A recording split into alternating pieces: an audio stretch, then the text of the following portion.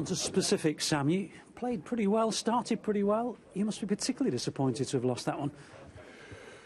Well, yes. I mean, there's two factors in the second half. I mean, the fact of the matter is that when in control of the game, you must always be aware that you can't leave the back door open when you're in control of the game. And the first 30 odd minutes of the second half, we were probing to get another goal. We were obviously unlucky with Kevin just offside, which and Andy Carroll's attempt, and we were looking like we were maybe going to get the winner. But our defending on the second goal, just, you know, it was pathetic, to be perfectly honest with you.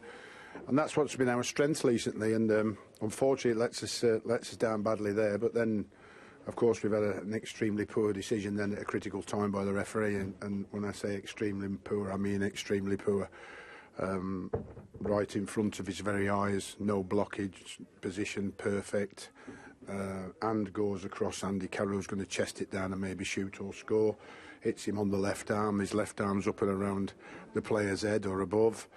So I'm completely and utter baffled why the referee hasn't blown his whistle. But in saying that, he's us away from home, and sometimes they haven't got the courage to give it, unfortunately. So he's got to have seen it for me.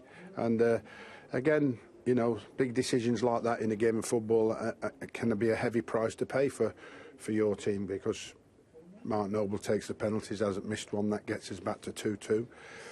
And we may well go on and win it, or at least get a draw then. But of course, it's taken our hands when we again defend very poorly for the third goal. Because the fascinating thing about the penalty, or the non-award of the penalty, was we had a camera on the referee explaining Andy Carroll definitely wasn't.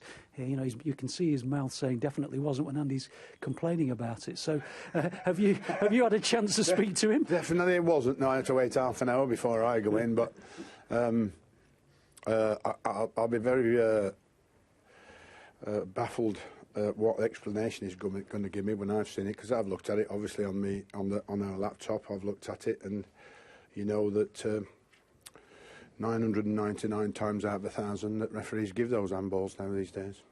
Just a thought about what was an excellent February. You've now started with 2 away defeats.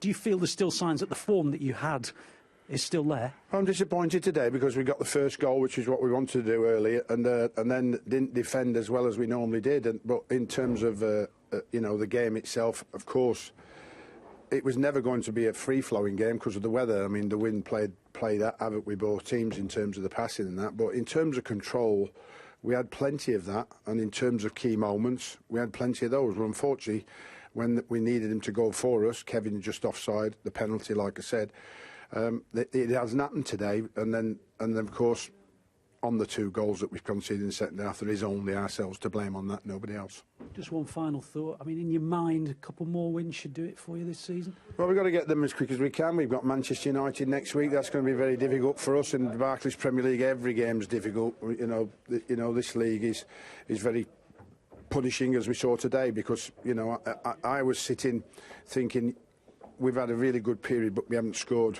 You know, be very careful, lads.